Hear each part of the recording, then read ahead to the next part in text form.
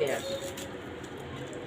এটাতে আছে plastic with cotton, cotton আছে, আর এখানে আছে কটন, আর এটা পুরোটাই প্লাস্টিক।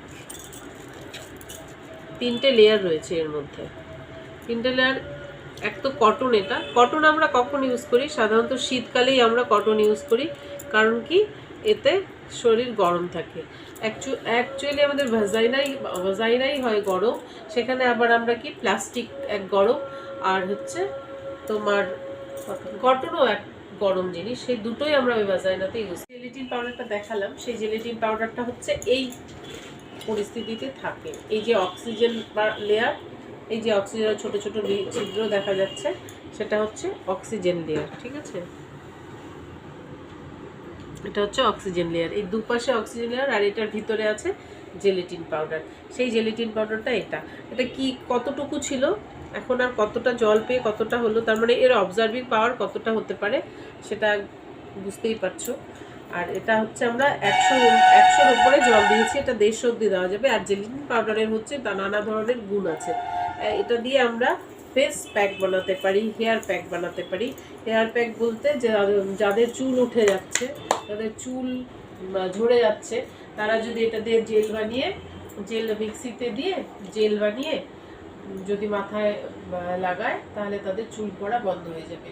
ধরুন পরিষ্কার, এটা লাগানোর সিস্টেম হচ্ছে পরিষ্কার মাথাতে লাগিয়ে ঘন্টা 2 থেকে আবার ধুয়ে ফেলতে হবে।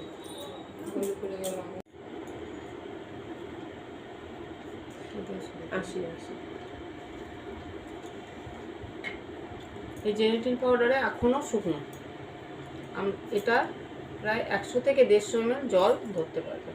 এখানে আমরা আরও জল দিচ্ছি 50 ml।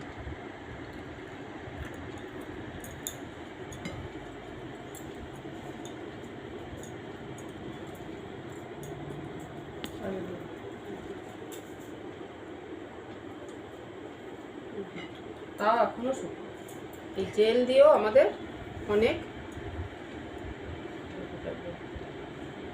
অনেক রোগ ব্যাধি কমে যায়। কারণ এই জেল আমরা ফেসে লাগাতে পারি, আমরা হেয়ারে লাগাতে পারি। এটা শুধু মিক্সিতে দিয়ে পেস্ট করতে হবে।